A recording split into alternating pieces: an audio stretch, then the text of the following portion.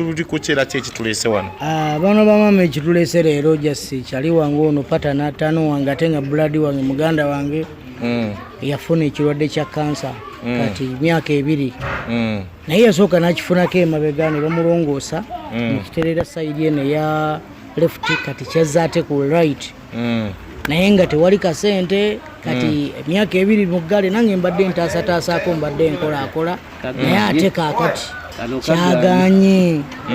kinnemeredde njagala tusobole omutaasa ayinayo kyalina kyonna obuyambi tusobole omutaasa osobola okulaba obulago buladi ate nga ffe kapito waffe ali wano mu ddoboozi so twetaaga buyambi eri bannayuganda tulagera avu naffe dde kuba nange saagala kyali wange nveeko kubanga we batuta era gwe mbigatta naye kitoomuwayo ekisuubi naŋŋamba gendako ku Cancer Institute olabe kubanga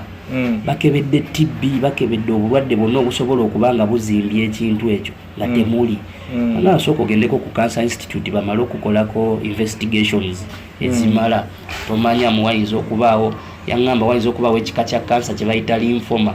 kubanga zino lymph nodes ze ziba zizimba ŋŋamba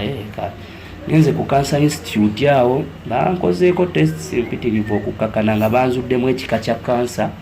abeere no mumiro wano bamuyita squamous cell carcinoma of the tonsils. So side eri yatandika kati eno gye kyatandikira nga bwolaba kaati eyo era nalina okgenda ku sajjare ne bakijjamu then nenzira ku Cancer Institute nentandika ofuna eddagala treatment chemotherapy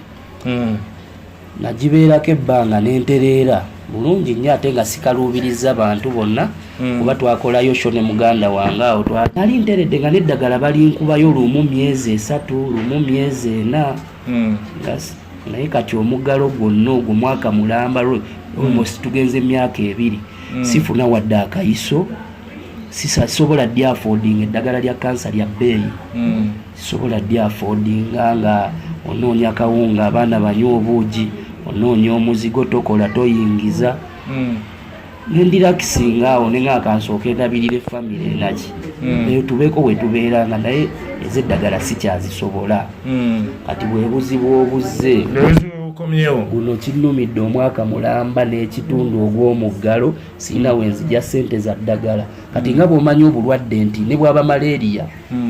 jasiti omusujja guno ng'ogujjanjabyeko haafuwe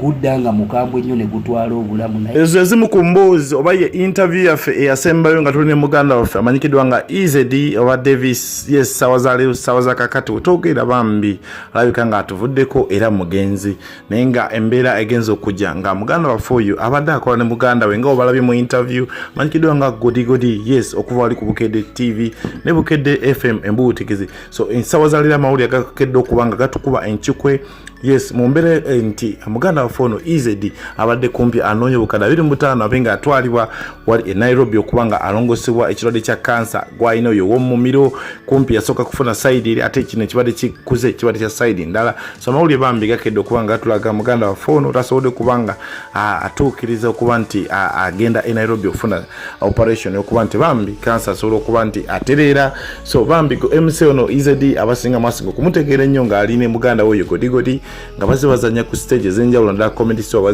balaba ya mukulu Alex Muhanji yes walire kuuma ne bifo byenjawulo kuva ku Diners nga bakola wamu then bayina ne show gye batambuza oba gye batambula nayo manyikiddwa nga ghetto to town etambula bifo byenjawulo kansanga bisugadde n'ebifo bikwata mu Uganda yonna nga bazanya babiri ne muganda wange oyo Goddie Goddie so nakulwaliro bambi amawulire gakedde okubanga gakuba bana Uganda enchikwe okuba nti twasomye okubanga tukola interview eno ate nga nakoze interview ezenjawulo ku TV n'emikutu gya radio egyenjawulo abaza kola na interview nga bageza okubanga bamuddukira n'ebivana okuba nti abantu bava ku stage emyaka kumpi kati 2 oba takyayingiza nga neddagala takyalifuna bulungi olw'okuba nti kasente kabadde tewali so kyanaku nnyo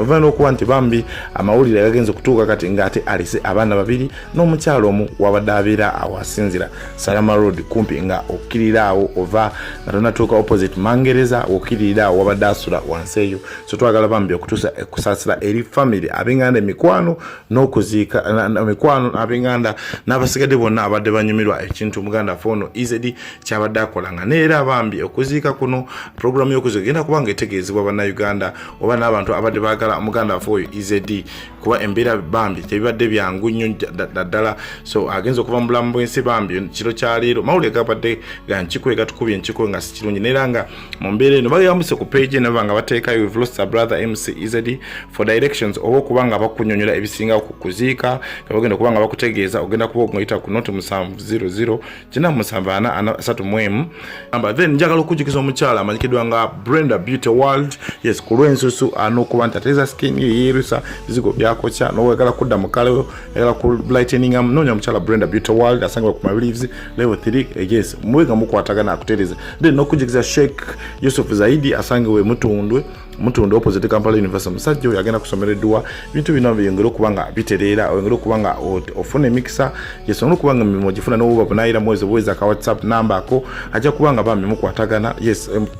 Mwalizi bweza ka message ku WhatsApp Sheikh Yusuf Zaidi abenga kusomereddwa yes mukwatagane angera okutereza emikisa gyo n'okuba nti oterera n'abisigadde so mu mbeera eyo bambi kitalo ddala nnyo twagala okutuusa okusasira ezi family n'emiganda n'emikwano eri egibadde gy'omugenzi ono izedi nze Brenda Mukisa Mugagga era nga nkwebaziza gyonna gy'otuusaako engalo ndi mukugu wa nsusu wawamu n'ebyendya nga nsangibwa ku Mabirizi Complex ku Kampala Road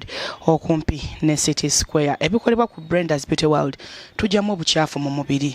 tusomesa abaana ab'obuwala emirimu gino tutunda ebizigo ebirungi ate nga bya mulembe ebizigo ebiri ku Brenda's tebyerusa abantu embalabe zikutawaanya bizigo bikwokyezza ebizigo bikooye naawe obulira weekooye okooye okubeera ku bunkenke ebyo bye tukola ku Brenda's Beauty World nga tukuzaayo mu butonde bwo olususu walwonoona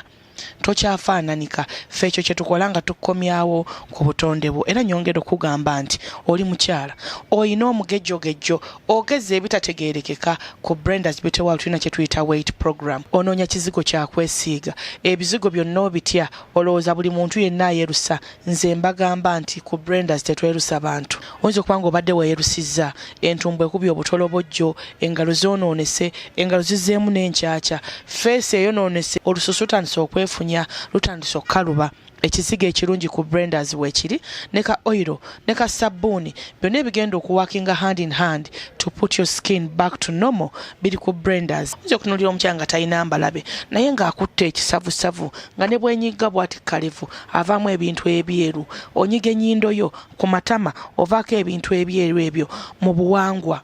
omukyala oteekeddwa okuba nga oli muyonjo okuva munda paka kungulu skin bw'eba ekufuddeko ng'eri mu mbeera eyo gye twogeddeko ekutta ogumere jangu okime home treatment ya Brenda ne bw'onooba tonnaba kukola facial n'ogikozesa ejja kuyamba olina abaana bo bavubuka bali waka batudde naye ng'endabika ebaswaza abaana baleete obafunika home treatment kana aka Brenda's omwami abutuka ekirevu treatment eno ogyetaaga dadi yasala enviiri emabega wano ntandika okumera ebisukko omwami gentleman oteekeddwa okuba nga oli muyonjo gwe weetaaga treatment eno eya Brenda's Beauty World omukyala ayina obutonyeze ku mubiri weetaaga treatment eno esobole okurivasinga olususu maama w'ekkanisa obujjanjabi buno ku Brenda's obwetaaga omusumba omusawo looya mwena mwetaaga obujjanjabi buno naawe omusomesa okola omulimu munene nnyo okutusomesa naye ne weegayaalirira musomesa obujjanjabi buno buli ku Brenda's naawe obwetaaga weetaaga okumiitinga ku bagagga